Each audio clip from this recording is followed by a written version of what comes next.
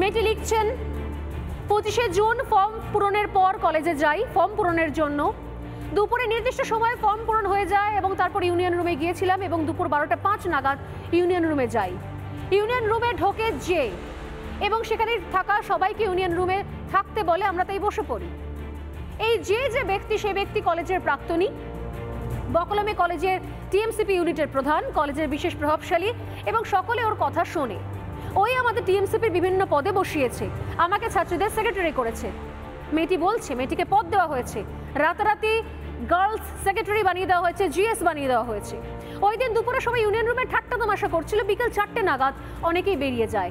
আমিও কলেজে গেটের দিকে এগোচ্ছিলাম, কিন্তু সেই সময় কলেজের জিএস এর সঙ্গে আমার দেখা হয়ে যায়।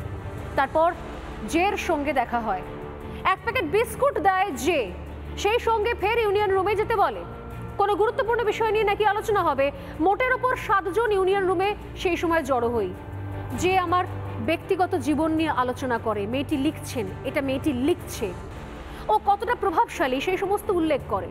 এর কিছুক্ষণ পর পি, দ্বিতীয় ব্যক্তি, পি ইউনিয়ন রুমের বাইরে থেকে ডাকে, আমাকে ডাকে এবং বাইরে বেরোনোর পর জিজ্ঞাসা করে আমি লয়াল কিনা, অর্থাৎ আমার বিশ্বস্ততার প্রমাণ চায় পি। আমি জানাই যে আমি নিঃসন্দেহে তাদের প্রতি লয়াল। আমি আবার ইউনিয়ন রুমে যাই, সেখানে যে আমাকে জিজ্ঞাসা করে পি আমাকে সবকিছু ব্যাখ্যা করেছে কিনা। আমি বলি হ্যাঁ দাদা, আমি ইউনিটের সঙ্গে রয়েছি, মানে আমি তৃণমূল ছাত্র পরিষদের সঙ্গেই রয়েছি। তখন আমাকে বলে না, ও সবকিছু নয়, ওইটা সবকিছু নয়। এরপর কলেজের দাদা প্রেমের প্রস্তাব দেয় আমাকে। ইউনিয়ন রুমের বাইরে বেরিয়ে বলে যে কলেজে প্রথম যেদিন নাকি আমাকে দেখেছিল সেদিন থেকেই আমাকে পছন্দ করে ফেলে। এরপর যে বলে যে ওর প্রেমিকার পরে যদি কাউকে সব থেকে বেশি ভালোবেসে থাকে তাহলে সেটা নাকি আমি। মেয়েটি লিখছেন, এরপরই আমাকে বিয়ের প্রস্তাব দেয়। আমি বলি আমার বয়ফ্রেন্ড আছে, আমি তাকে ছাড়তে পারবো না। কিছুক্ষণ কথা বলা হয় এরপর ইউনিয়ন রুমে। কিছুক্ষণ কথা বলে আমি আবার ইউনিয়ন রুমে ফিরে যাই। তখনও সবকিছু স্বাভাবিক ছিল। এরপর সন্ধে 6:10 যখন বলে মেয়েটি যে তার বয়ফ্রেন্ডকে ছাড়তে পারবে না, তারপরে আরও কিছুক্ষণ তারা ওই রুমে কাটায়, ইউনিয়ন রুমে। এরপর সন্ধে 6:10 ইউনিয়ন রুমে উপস্থিত অন্যান্য ছাত্রছাত্রীরা এক এক করে বেরিয়ে যাচ্ছিল। সে সময় আমিও বাড়ি যাওয়ার জন্য বেরিয়েছিলাম। ঠিক তখন আমাকে আটকায় যে, একটু থেকে যাওয়ার জন্য আমাকে বলে। আমার সঙ্গে আরও কয়েকজন ছিল সেই সময়। সন্ধে 7:30 নাগাদ তখন আমি আবার বেরোনোর চেষ্টা করি, কারণ আমি বুঝতে পারছিলাম যে আর কোনো কথা হচ্ছে না। ঠিক তখন বেরোতে গেলে ফের আমাকে বাধা দেয় যে। জের ইশারায় পি এবং এম তারা আসে, ইউনিয়ন রুমের বাইরে বেরিয়ে যায়। ওরা বেরিয়ে যাওয়ার সঙ্গে সঙ্গে বাইরে থেকে ইউনিয়ন রুমের দরজা ওরা হঠাৎ করে বন্ধ করে দেয়। কয়েক সেকেন্ডের মধ্যে পুরোটা হয়ে যায় এবং যে আমাকে শৌচাগারের দিকে টেনে নিয়ে যাওয়ার চেষ্টা করে, শারীরিক সম্পর্কের জন্য জোর করতে থাকে। আমি বুঝতে পারি তখন কি হচ্ছে। আমি বারংবার না বলতে থাকি, ওকে বাধা দিতে থাকি, কেঁদে ফেলি, অনুরোধ করি আমাকে ছেড়ে দেওয়ার জন্য, কিন্তু কোনো কথাই কেউ শোনেনি। আমার ওপর আরও জোর খাটাতে থাকে। এরপর আমি ভয় পেয়ে যাই। পরবর্তী প্যারাগ্রাফে মেয়েটি লিখছেন, এরপর আমি ভয় পেয়ে যাই, আমার প্যানিক অ্যাটাক হয়ে যায়, আমার শ্বাসকষ্ট হচ্ছিল। তখন জে, এম এবং পিকে হাঁক দিয়ে ডাকে, জে, এম এবং পিকে ডাকে।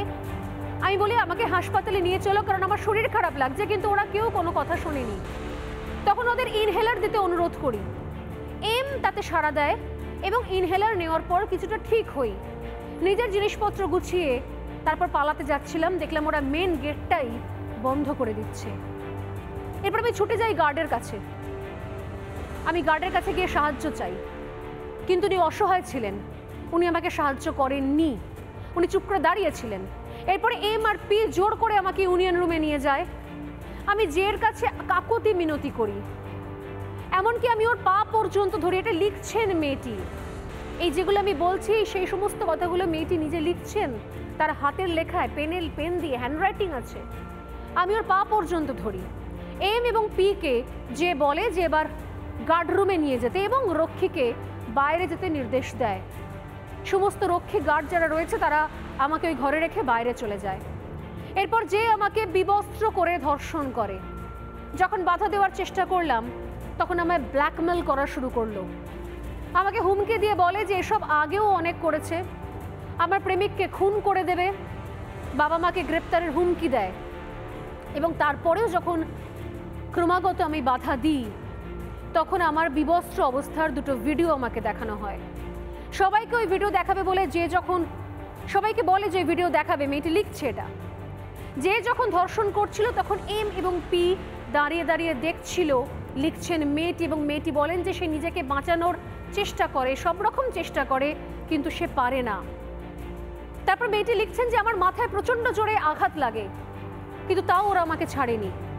আমি নিজেকে ছাড়ানোর চেষ্টা করে যাই, এরপর হকি স্টিক দিয়ে মারধরও করতে চায় বলছেন মেয়েটি, এবং এরপর মেয়েটি একসময় সব চেষ্টা বন্ধ করে দেয়। অর্ধমৃত অবস্থায় আমি পড়েছিলাম, মেয়েটি লিখছেন, এবং তারপর তাকে ধর্ষণ করে উঠে চলে যায় তারা। এরপর 10:50 নাগাদ যখন সে ঘর থেকে বেরোচ্ছে, তখন যে তাকে আবারও হুমকি দেয় যে এসব যেন কাউকে না বলে। মেয়েটি বলেন যে এরপর আমার ফোন ছিল এম এর কাছে, আমি ফোনটা নিই, কলেজ থেকে বেরিয়ে এসে বাবাকে ফোন করি এবং বাবাকে ফোন করে বলি আমাকে নিয়ে যেতে, কিন্তু পুলিশের কাছে যেতে সেই সময় ভয় করছিল।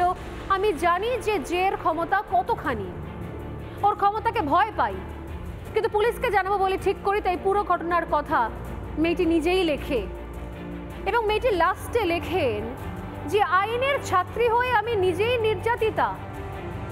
মেয়েটি লাস্ট লাইনে লেখেন যে আমি আজ নিজের জন্য বিচার চাইছি। মেয়েটি লেখেন যে জে, এম এবং পির বিরুদ্ধে দ্রুত ব্যবস্থা নিন। এই পুরো বিষয়টা লেখে অভিযোগপত্রে নির্যাতিতা। নানা ধরনের কন্টেন্ট দেখার জন্য লাইক করুন, শেয়ার করুন আমাদের ফেসবুক পেজ, সাবস্ক্রাইব করুন আমাদের ইউটিউব চ্যানেল। পাশাপাশি অন্যান্য ব্রেকিং নিউজের জন্য অবশ্যই চোখ রাখুন রিপাবলিক বাংলায়।